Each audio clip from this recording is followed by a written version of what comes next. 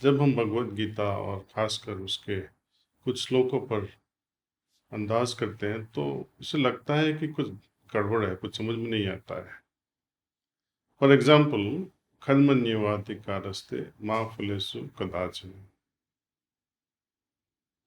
भगवान श्री कृष्ण अपने मित्र अर्जुन को समझाते हुए कहते हैं कि तुम्हारे कार्यों पर तुम्हारा अधिकार है, लेकिन उनके कर्म फलों पर नहीं।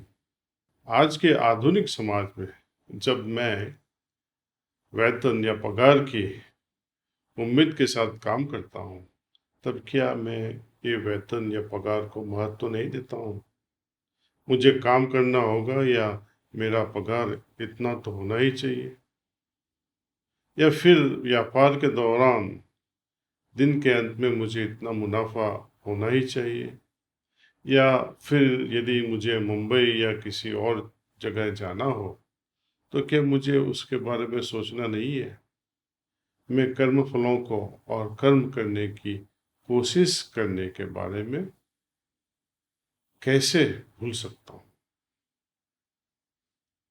अब सबसे खास बात तो जो हम में से बहुत से लोगों को उलझन में डालती है, ये इसलिए होती है क्योंकि हमने इस बात को नहीं समझा कि भगवान श्री कृष्ण अर्जुन को क्या बताने की कोशिश कर रहे हैं।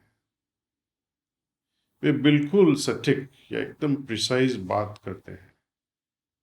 उन दिनों कर्म का अर्थ क्या होता था, इसे समझने के लिए हमें कर्म और श्रम के बीच का जो फासला है, अंतर है, उसको सही रूप से समझना होगा।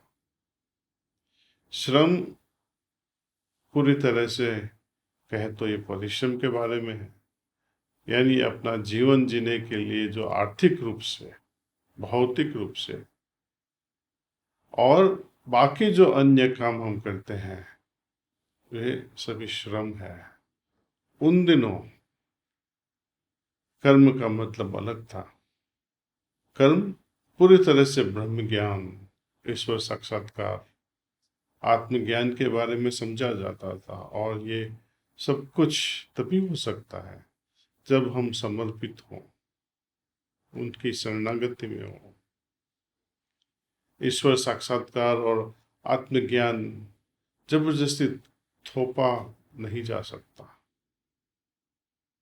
हम ईश्वर पर जोर डालकर ये नहीं कह सकते कि हे ईश्वर, मैंने इतने सारे पुण्य किए हैं और अब मैं ईश्वर साक्षात्कार का हकदार हूँ।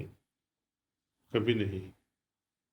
तो इस अर्थ में भगवान श्री कृष्ण कहते हैं कि तुम्हारे पास कर्म करने का अधिकार है, लेकिन उसके फलों पर तुम्हारा अधिकार नहीं है।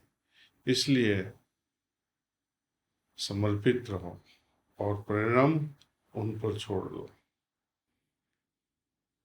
तो उस मन स्थिति के साथ हमें गीता को समझना होगा कि हाँ, समर्पण ही सर्वोपरि है। समर्पण ही आध्यात्मिक जीवन का सार है। वास्तव में यही भगवान श्री कृष्ण का महान संदेश है कि यदि आप आध्यात्मिक जगत में कुछ श्रेष्ठ तक महान चीज प्राप्त करना चाहते हैं तो आपको प्रयास करने होंगे, लेकिन उनके परिणाम ईश्वर के हाथ में है।